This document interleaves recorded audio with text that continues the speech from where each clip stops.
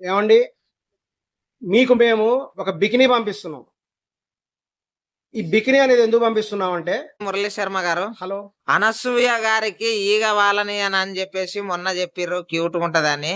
అలాంటిది ఇప్పుడు BJP leader ప్రభా గౌడ్ గారు అనసూయ గారికి శారీ పంపించారు. మంచిదే కదా?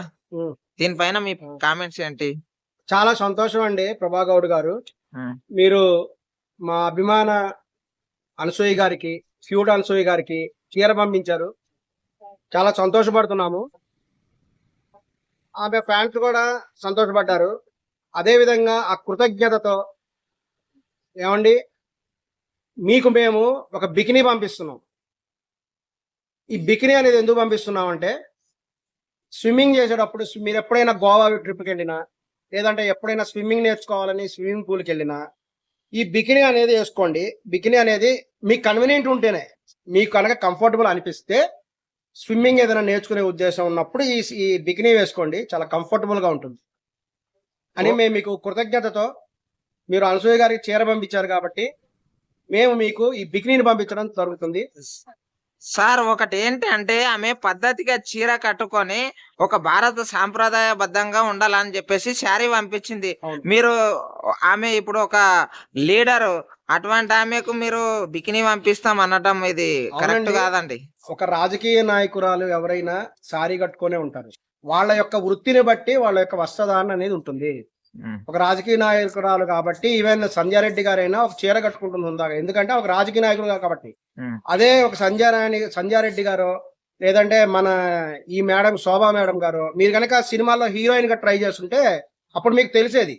సినిమా ఫీల్డ్ అనేది గ్లామరస్ ఫీల్డ్‌లో ఎలా ఉంటుంది? లేదంటే మీరెప్పుడైనా ఒక స్విమ్మింగ్ పూల్‌కెళ్లారా? వెళ్ళలేదో మాకు తెలీదు. మీకు ఈతొచ్చో రాదో మాకు తెలీదండి. ఒకవేళ మీరెప్పుడైనా గోవా బీచ్‌కెళ్ళినా, లేదా సముద్ర స్నానాలకెళ్ళినా, ఆ ప్రాంతాల్లో కొంతమంది స్విమ్మింగ్ డ్రెస్ అనేది యేసుకుంటారండి.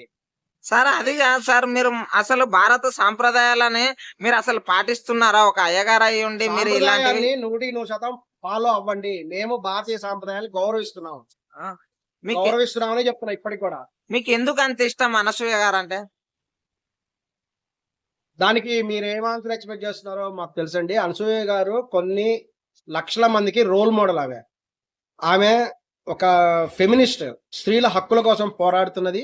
స్త్రీలు, పురుషులు సమానము అనేటువంటి విధంగా కూడా ఆమె పోరాటం కూడా చేస్తున్నారు. మరి ఇదివరకు చాలా హీరోలు గూడా చాలా మంది కడుపులు అవి ఇవి అని జెప్పేసి కామెంట్ జేసిండ్రు. మరి ఆ టైంలా ఏమనలేదేంటి? ఆ సమయంలో అది అందరూ గమనించలేదండి. హ్మ్. అది కూడా ఒక కారణం అయ్యుండొచ్చు. అంటే వాళ్ళు మాట్లాడిన మాట ఏ సందర్భంలో మాట్లాడారనే దాన్ని బట్టి కూడా ఉంటుంది. హ్మ్. ఎందుకంటే ఈ రోజున సామాన్లు అనే పదం చెడు పదం కింద బయట అందరూ మాట్లాడుతున్నారు. హ్మ్. కానీ వాస్తవానికి కొన్ని సందర్భాల్లో మాత్రమే చెడు పదం. మామూలుగా సామాన్లు అనేది తప్పు పదం ఏం గాదు. ఆ!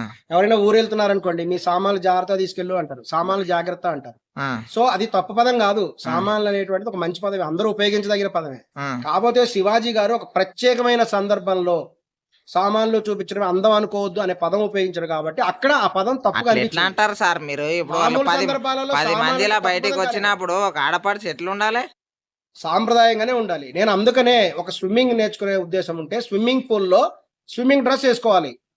అదే విధంగా ఒక సముద్ర స్నానంకో, నది స్నానంకెళ్తే అది కూడా కంఫర్టబుల్ అయితేనే మీరు స్విమ్మింగ్ డ్రెస్ ఏసుకోండి అని కూడా చెప్పడం జరుగుతున్నది. మీరు ఒక లీడర్ స్థానంలో ఉన్నటువంటి ఈ ఈమె గౌడ గారికి ఆమెకు మీరు ఎట్లా పంపిస్తారు బికిని అసలు? మరి ఆమె చీరెందుకు పంపించింది? ఆమె ఆ! అనసూయ గారికి చీర పంపించొచ్చా? అదే ఇట్లా ఒక అనసూయ ఆడపిల్లలాగా గారికి ఉండమ్మా చీరలు అని లేవా? చెప్పేసి పంపించింది. మీరు ఆమె ఎట్లా అంటారు అసలు? అవునండి. సాంప్రదాయబద్ధంగా మీరు బికిని ఎట్లా పంపిస్తారు ఒక స్విమ్మింగ్ ఆడపడుచుకి? పూల్‌లో, స్విమ్మింగ్ పూల్‌లో వెళ్ళినప్పుడు అది కూడా మీకు కంఫర్టబుల్ అయితేనే మీరు వేసుకోమని మేమేం ప్రెషర్ చేయట్లేదు. మీ ఇష్టం. మేము కూడా మీ బాడీ మీ ఇష్టం. మీకు స్వేచ్ఛ ఉంది. ఒకవేళ మీకు నచ్చినట్లయితే స్విమ్మింగ్ పూల్‌లో ఇచ్చిన బికినీ వేసుకోండి. లేదు నచ్చలేదంటే వేసుకోకండి.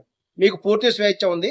స్త్రీ స్వేచ్ఛను సార్ మేము చూసి కాపాడుతున్నాం. సార్ ఏందంటే ఫేమ్ అయినాం అని చెప్పేసి మీకు వచ్చింది మీరు చెప్పుకుంటూ వెళ్ళిపోతే సాంప్రదాయాలు అనేటివి కొన్ని ఉంటాయి. ప్రతి ఒక్కరు ఇప్పుడు హిందూ సమాజం అనేది ఊరుకోదు. మేము సాంప్రదాయాన్ని 100% గౌరవిస్తున్నాం. మీరు చెప్పండి మీ నోటితో స్విమ్మింగ్ పూల్‌లో స్విమ్మింగ్ డ్రెస్ ఏసుకోవడం తప్పా? కాదా మీ చెప్పండి పోనీ. స్విమ్మింగ్ డ్రెస్ వేసుకోవచ్చు మరి కానీ తప్పే ఫోటోలు ఉంది. దిగి మొత్తం అన్ని అది- పెట్టేడుస్తుంటే అది కరెక్ట్ కాదు కదా. కాబట్టి అది ప్రపంచం మొత్తం చూస్తది కదా అదే మరి మీరు చూపించుకోకండి. మీకు ఇప్పుడు- చూపించమని ఎవరు మేము చెప్పట్లేదు కదా. సార్. 4 గోడల మధ్యలో జరిగేది కూడా అలాగే షూట్ చేసి పెడతారా అండి? అవేం పెట్టలేదు కదా. మరి అవి ఎందుకు పెట్టారండి? స్విమ్మింగ్ డ్రెస్ అనేటువంటిది చట్ట విరుద్ధమైనటువంటి డ్రెస్ కాదు. అదే విధంగా స్విమ్మింగ్ డ్రెస్ కనుక చట్ట విరుద్ధం అయి ఉంటే అప్పుడు పెడితే ఓకే, పెట్టద్దు అని చెప్పండి. This is not correct sir. మీరు మార్చుకోండి, మీ పద్ధతి మార్చుకోండి. మీరు అటువంటిప్పుడు ఇన్స్టాగ్రామ్ వాళ్ళకి చెప్పాలి. ఇన్స్టాగ్రామ్ వాళ్ళకి చెప్పి వీళ్ళ దగ్గరికి వెళ్ళి కొన్ని వేల మంది ఇన్స్టాగ్రామ్ లో అకౌంట్ హోల్డర్స్ ఉన్నారండి. వాళ్ళందరూ రకరకాల పోస్టులు పెడుతున్నారు. కొంతమంది పాటలు పాడుతున్నారు, కొంతమంది ఆడవాళ్ళు కూడా ఇట్లా ఇట్లా డాన్సులు చేసుకుంటూ కూడా పాటలు పెడుతున్నారు కదా. ఆ, మరి మొన్న రీసెంట్ గా అదే కూడా చెప్తుంది, కృష్ణ అయ్యో పువ్వే నాది పూజ నీదయ్యో అని ఆమె పాట పాడుతుంది కదా. ఆ. మరి పాట పాడి సినిమా పాటలు పాడి మంచి మంచి రొమాంటిక్ సాంగ్స్ పాడి అన్ని పెడుతున్నారు కదండి. ఈ మీసాల ఓకే. పిల్లలు అనే వాళ్ళు ఎక్కువైపోయారండి. మీసాల ఓకే అండి. పిల్లలు behave ఫైనల్ గా మీరు మీ పైన ట్రోలింగ్ ఎక్కువైపోయింది. అసలు దీనిపైన మీరు ఏమంటారు? నేను చెప్పేది ఒకటే, స్త్రీ పురుషుల హక్కులని కాపాడాలి. గాంధీ మహాత్ముడి సిద్ధాంతాన్ని మేము నమ్ముతున్నాం. ఆడది అర్ధరాత్రి స్వేచ్ఛగా తిరిగినప్పుడే మన దేశానికి నిజమైన స్వాతంత్రం వచ్చినట్లు అని మహాత్మా గాంధీ గారు చెప్పారు. సో ఈ మధ్య కాలంలో అందరూ గాంధీని మర్చిపోతున్నారు కాబట్టి మళ్ళీ ఒకసారి గాంధీని గుర్తు చేసుకుందాం అందరం. మహాత్మా గారు చెప్పిన మాటలని మీరందరూ కూడా మైండ్ లో ఒకటే పెట్టుకోవాలి. ఆడది అర్ధరాత్రి తిరిగినప్పుడే మన దేశానికి నిజమైన స్వాతంత్రం వచ్చినట్టు. బ్రిటిష్ వాళ్ళ నుంచి స్వాతంత్రం వచ్చింది కానీ మన దేశంలో నైతిక విలువలు అభివృద్ధి చేసి మరలా గాంధీ మహాత్ముడి సిద్ధాంతాలను అమలు చేయాలి అని కూడా నేను పిలుపునిస్తుంది. థ్యాంక్ యూ అండి.